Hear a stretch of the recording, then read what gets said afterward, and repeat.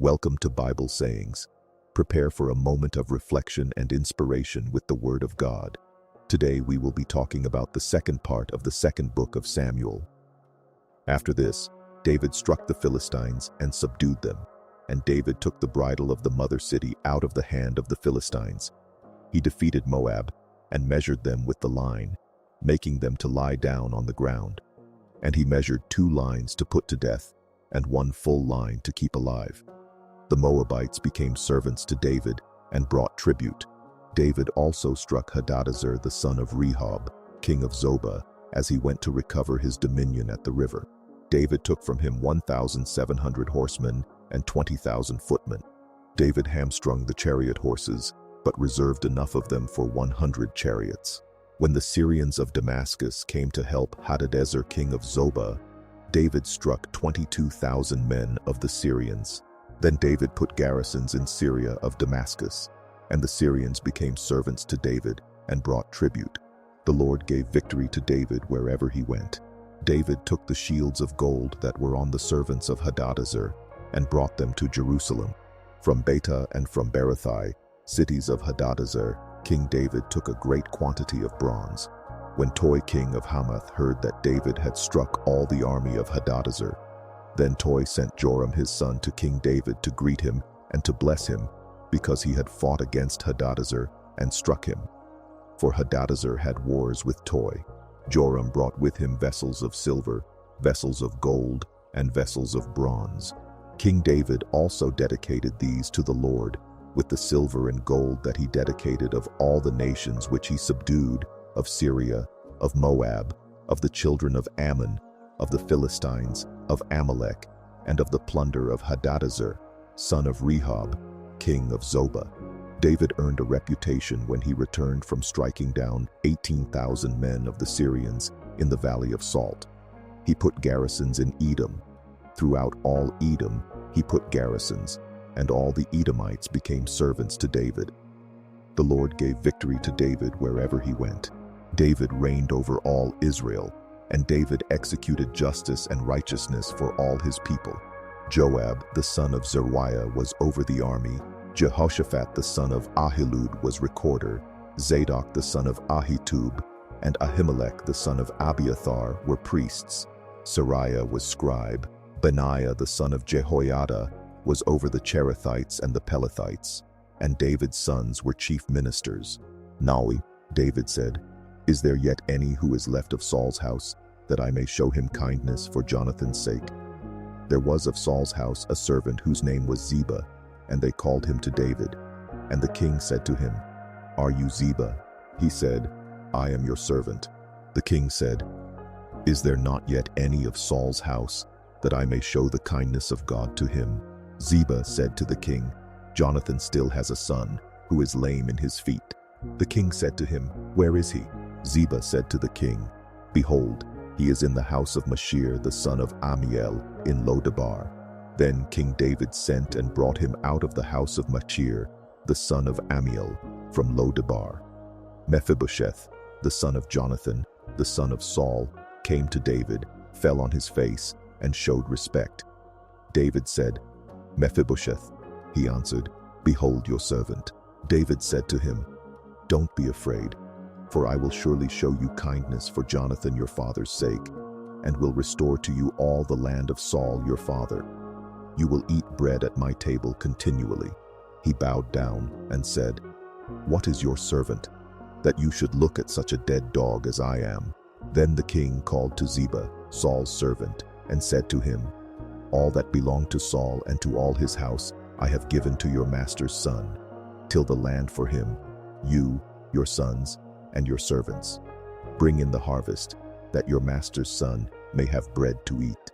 But Mephibosheth, your master's son, will always eat bread at my table." Now Ziba had 15 sons and 20 servants. Then Ziba said to the king, "According to all that my lord the king commands his servant, so your servant will do." So Mephibosheth ate at the king's table like one of the king's sons. Mephibosheth had a young son, whose name was Micah.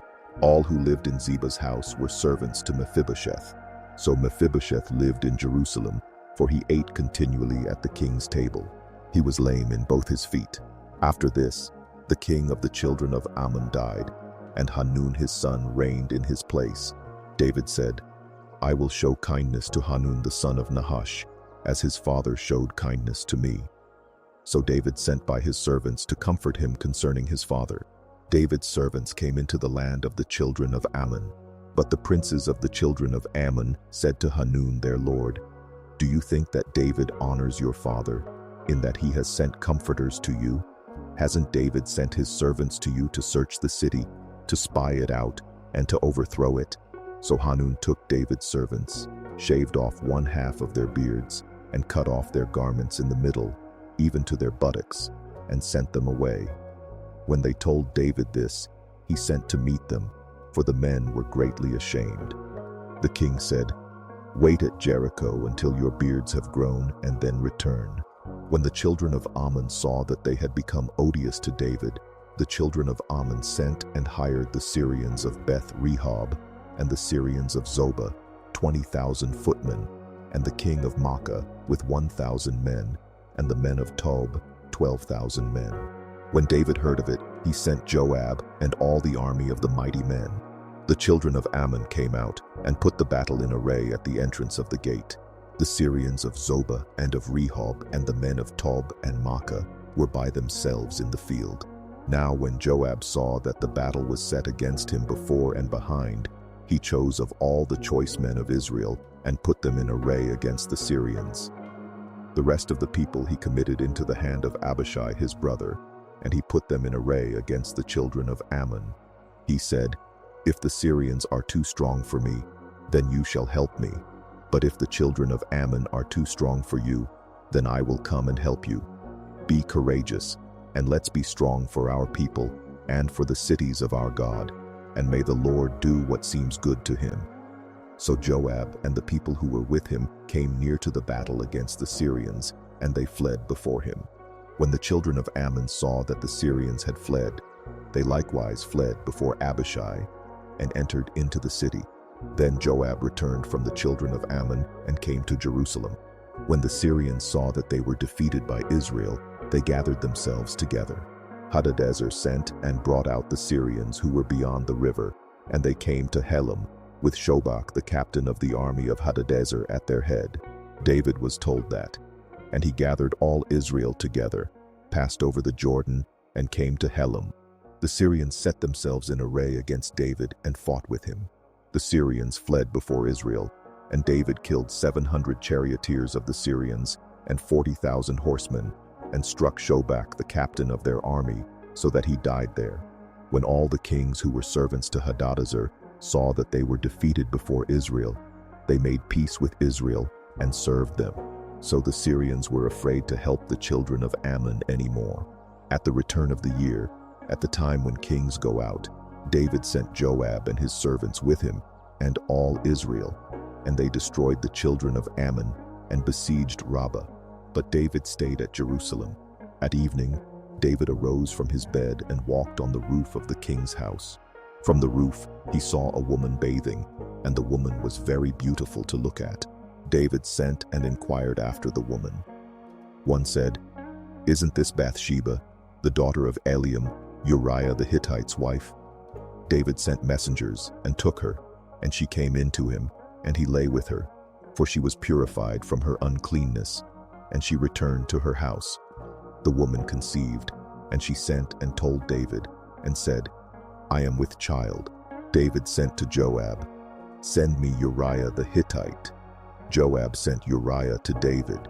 When Uriah had come to him, David asked him how Joab did, and how the people fared, and how the war prospered. David said to Uriah, Go down to your house and wash your feet. Uriah departed out of the king's house, and a gift from the king was sent after him. But Uriah slept at the door of the king's house with all the servants of his lord, and didn't go down to his house. When they had told David, saying, Uriah didn't go down to his house, David said to Uriah, Haven't you come from a journey? Why didn't you go down to your house? Uriah said to David, The ark, Israel and Judah are staying in tents, and my lord Joab and the servants of my lord are encamped in the open field. Shall I then go into my house to eat and to drink, and to lie with my wife? As you live, and as your soul lives, I will not do this thing." David said to Uriah, "Stay here today also, and tomorrow I will let you depart." So Uriah stayed in Jerusalem that day and the next day. When David had called him, he ate and drank before him, and he made him drunk. At evening, he went out to lie on his bed with the servants of his lord, but didn't go down to his house. In the morning, David wrote a letter to Joab and sent it by the hand of Uriah. He wrote in the letter saying, "Send Uriah to the forefront of the hottest battle and retreat from him, that he may be struck and die." When Joab kept watch on the city, he assigned Uriah to the place where he knew that valiant men were. The men of the city went out and fought with Joab. Some of the people fell, even of David's servants, and Uriah the Hittite died also. Then Joab sent and told David all the things concerning the war, and he commanded the messenger, saying, "When you have finished telling all the things concerning the war to the king, it shall be that, if the king's wrath arise, and he asks you, 'Why did you go so near to the city to fight? Didn't you know that they would shoot from the wall? Who struck Abimelech the son of Jerubbesheth? Didn't a woman cast an upper millstone on him from the wall, so that he died at Thebez? Why did you go so near the wall?' Then you shall say, 'Your servant Uriah the Hittite is also dead.'" So the messenger went and came and showed David all that Joab had sent him for. The messenger said to David, "The men prevailed against us and came out to us into the field, and we were on them even to the entrance of the gate. The shooters shot at your servants from off the wall, and some of the king's servants are dead, and your servant Uriah the Hittite is also dead." Then David said to the messenger, "Tell Joab, don't let this thing displease you, for the sword devours one as well as another. Make your battle stronger against the city and overthrow it. Encourage him." When Uriah's wife heard that Uriah, her husband, was dead, she mourned for her husband. When the mourning was past, David sent and took her home to his house, and she became his wife and bore him a son. But the thing that David had done displeased the Lord. The Lord sent Nathan to David. He came to him and said to him, "There were two men in one city, the one rich and the other poor. The rich man had very many flocks and herds, but the poor man had nothing except one little ewe lamb, which he had bought and raised. It grew up together with him and with his children. It ate of his own food, drank of his own cup, and lay in his bosom, and was like a daughter to him. A traveler came to the rich man, and he didn't want to take of his own flock and of his own herd to prepare for the wayfaring man who had come to him, but took the poor man's lamb and prepared it for the man who had come to him." David's anger burned hot against the man, and he said to Nathan, "As the Lord lives, the man who has done this deserves to die. He must restore the lamb fourfold, because he did this thing and because he had no pity." Nathan said to David, "You are the man. This is what the Lord, the God of Israel, says. I anointed you king over Israel, and I delivered you out of the hand of Saul. I gave you your master's house and your master's wives into your bosom, and gave you the house of Israel and of Judah. And if that would have been too little, I would have added to you many more such things. Why have you despised the Lord's word, to do that which is evil in his sight? You have struck Uriah the Hittite with the sword, have taken his wife to be your wife, and have slain him with the sword of the children of Ammon.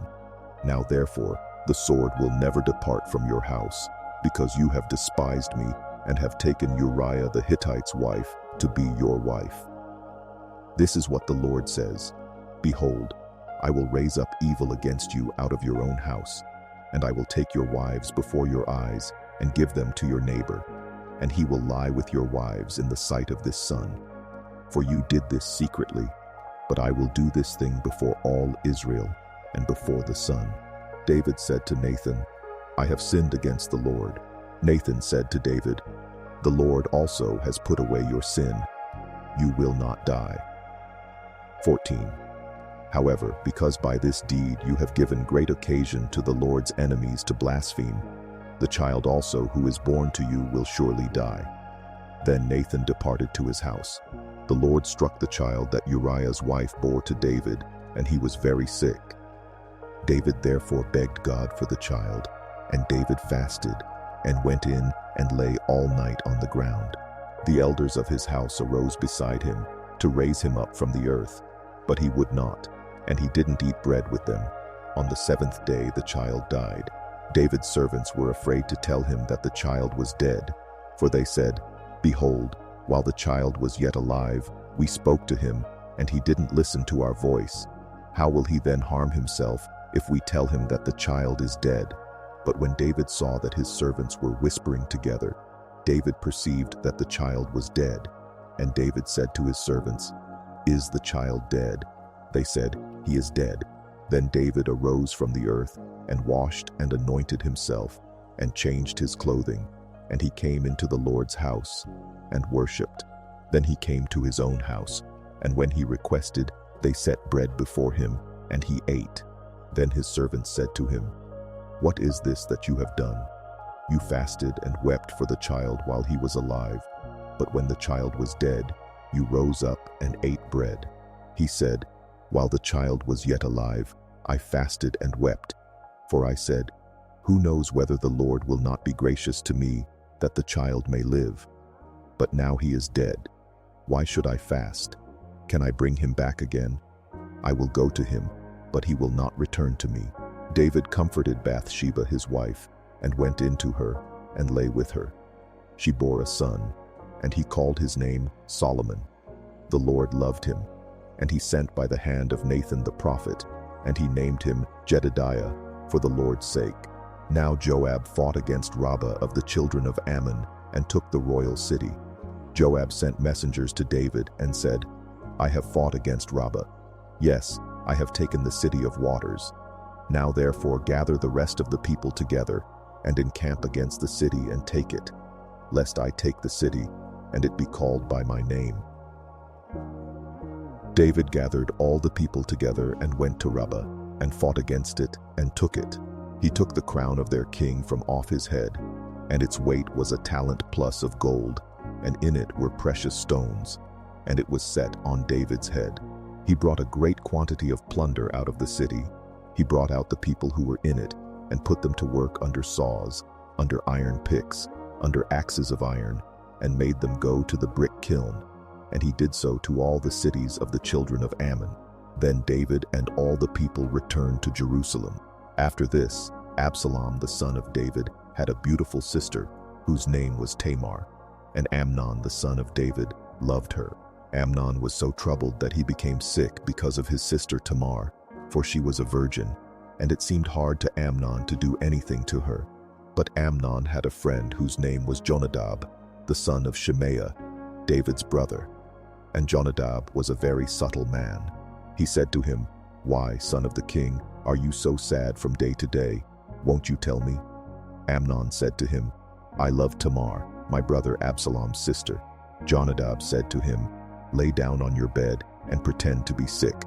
When your father comes to see you, tell him, 'Please let my sister Tamar come and give me bread to eat, and prepare the food in my sight, that I may see it and eat it from her hand.'"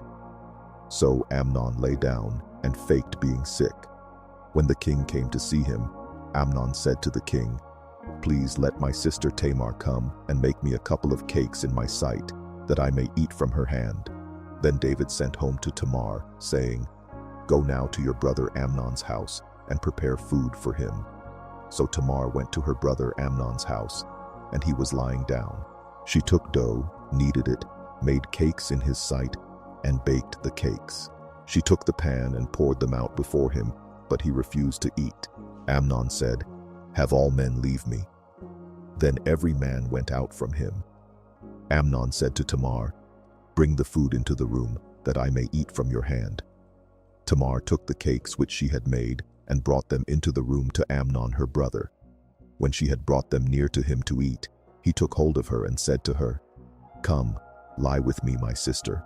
She answered him, "No, my brother, do not force me, for no such thing ought to be done in Israel. Don't you do this folly. As for me, where would I carry my shame?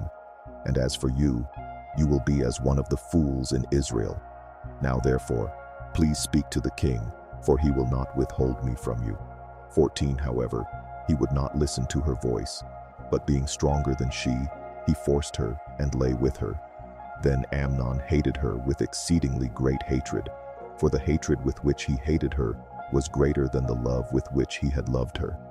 Amnon said to her, "Arise, be gone." She said to him, "Not so, because this great wrong in sending me away is worse than the other that you did to me." But he would not listen to her. Then he called his servant who ministered to him and said, "Now put this woman out from me, and bolt the door after her." She had a garment of various colors on her, for the king's daughters who were virgins dressed in such robes. Then his servant brought her out and bolted the door after her. Tamar put ashes on her head, and tore her garment of various colors that was on her. And she laid her hand on her head, and went her way, crying aloud as she went. Absalom her brother said to her, "Has Amnon your brother been with you? But now hold your peace, my sister. He is your brother. Don't take this thing to heart." So Tamar remained desolate in her brother Absalom's house. But when King David heard of all these things, he was very angry. Absalom spoke to Amnon neither good nor bad, for Absalom hated Amnon because he had forced his sister Tamar. After 2 full years, Absalom had sheep shearers in Baal-Hazor, which is beside Ephraim, and Absalom invited all the king's sons. Absalom came to the king and said, "See now, your servant has sheep shearers. Please let the king and his servants go with your servant." The king said to Absalom, "No, my son, let's not all go, lest we be burdensome to you." He pressed him. However, he would not go, but blessed him. Then Absalom said, "If not, please let my brother Amnon go with us." The king said to him, "Why should he go with you?" But Absalom pressed him, and he let Amnon and all the king's sons go with him. Absalom commanded his servants, saying, "Mark now, when Amnon's heart is merry with wine, and when I tell you, 'Strike Amnon,' then kill him. Don't be afraid. Haven't I commanded you? Be courageous and be valiant." The servants of Absalom did to Amnon as Absalom had commanded. Then all the king's sons arose, and every man got up on his mule and fled. While they were on the way, the news came to David, saying, "Absalom has slain all the king's sons, and there is not one of them left." Then the king arose and tore his garments and lay on the earth, and all his servants stood by with their clothes torn. Jonadab, the son of Shimea, David's brother, answered, "Don't let my lord suppose that they have killed all the young men, the king's sons, for Amnon only is dead. For by the appointment of Absalom, this has been determined from the day that he forced his sister Tamar. Now therefore don't let my lord the king take the thing to his heart, to think that all the king's sons are dead, for only Amnon is dead." But Absalom fled. The young man who kept the watch lifted up his eyes and looked, and behold, many people were coming by way of the hillside behind him. Jonadab said to the king, "Behold, the king's sons are coming. It is as your servant said." As soon as he had finished speaking, behold, the king's sons came and lifted up their voices and wept. The king also and all his servants wept bitterly, but Absalom fled and went to Talmai, the son of Ammihur, king of Geshur. David mourned for his son every day. So Absalom fled and went to Geshur, and was there 3 years. King David longed to go out to Absalom, for he was comforted concerning Amnon, since he was dead. Now Joab the son of Zeruiah perceived that the king's heart was toward Absalom. Joab sent to Tekoa, and brought a wise woman from there, and said to her, "Please act like a mourner, and put on mourning clothing, please, and don't anoint yourself with oil, but be as a woman who has mourned a long time for the dead. Go into the king, and speak like this to him." So Joab put the words in her mouth. When the woman of Tekoa spoke to the king, she fell on her face to the ground, showed respect, and said, "Help, O king." The king said to her, "What ails you?" She answered, "Truly I am a widow, and my husband is dead. Your servant had 2 sons, and they both fought together in the field, and there was no one to part them. But the one struck the other and killed him. Behold, The whole family has risen against your servant, and they say, 'Deliver him who struck his brother, that we may kill him for the life of his brother whom he killed, and so destroy the heir also.' Thus they would quench my coal which is left, and would leave to my husband neither name nor remainder on the surface of the earth." The king said to the woman, "Go to your house, and I will give a command concerning you." The woman of Tekoa said to the king, "My lord, O king, may the iniquity be on me and on my father's house, and may the king and his throne be guiltless." The king said, "Whoever says anything to you, bring him to me, and he will not bother you any more." Then she said, "Please let the king remember the Lord your God, that the avenger of blood destroy not any more, lest they destroy my son." He said, "As the Lord lives, not one hair of your son shall fall to the earth." Then the woman said, "Please let your servant speak a word to my lord the king." He said, "Say on." The woman said, "Why then have you devised such a thing against the people of God? For in speaking this word, the king is as one who is guilty, in that the king does not bring home again his banished one. For we must die, and are like water spilled on the ground, which can't be gathered up again. Neither does God take away life, but devises means that he who is banished not be an outcast from him. Now therefore, seeing that I have come to speak this word to my lord the king, it is because the people have made me afraid. Your servant said, I will now speak to the king. It may be that the king will perform the request of his servant. For the king will hear, to deliver his servant out of the hand of the man who would destroy me and my son together, out of the inheritance of God. Then your servant said, Please let the word of my lord the king bring rest. For as an angel of God, so is my lord the king to discern good and bad. May the Lord your God be with you. Then the king answered the woman, Please don't hide anything from me that I ask you. The woman said, Let my lord the king now speak. The king said, Is the hand of Joab with you in all this? The woman answered, As your soul lives, my lord the king, no one can turn to the right hand or to the left from anything that my lord the king has spoken. For your servant Joab urged me, and he put all these words in the mouth of your servant. Your servant Joab has done this thing to change the face of the matter. My lord is wise, according to the wisdom of an angel of God, to know all things that are in the earth. The king said to Joab, Behold now, I have granted this thing. Go therefore, and bring the young man Absalom back. Joab fell to the ground on his face, showed respect, and blessed the king. Joab said, Today your servant knows that I have found favor in your sight, my lord, O king, in that the king has performed the request of his servant. So Joab arose and went to Geshur, and brought Absalom to Jerusalem. The king said, Let him return to his own house, but let him not see my face. So Absalom returned to his own house, and didn't see the king's face. Now in all Israel there was no one to be so much praised as Absalom for his beauty. From the sole of his foot even to the crown of his head, there was no defect in him. When he cut the hair of his head, now it was at every year's end that he cut it, because it was heavy on him, therefore he cut it. He weighed the hair of his head at 200 shekels, after the king's weight. 3 sons were born to Absalom, and 1 daughter, whose name was Tamar. She was a woman with a beautiful face. Absalom lived 2 full years in Jerusalem, and he didn't see the king's face. Then Absalom sent for Joab, to send him to the king, but he would not come to him. Then he sent again a second time, but he would not come. Therefore he said to his servants, Behold, Joab's field is near mine, and he has barley there. Go and set it on fire. So Absalom's servants set the field on fire. Then Joab arose and came to Absalom to his house, and said to him, Why have your servants set my field on fire? Absalom answered Joab, Behold, I sent to you, saying, Come here, that I may send you to the king, to say, Why have I come from Geshur? It would be better for me to be there still. Now therefore, let me see the king's face, and if there is iniquity in me, let him kill me. So Joab came to the king and told him, and when he had called for Absalom, he came to the king and bowed himself on his face to the ground before the king, and the king kissed Absalom.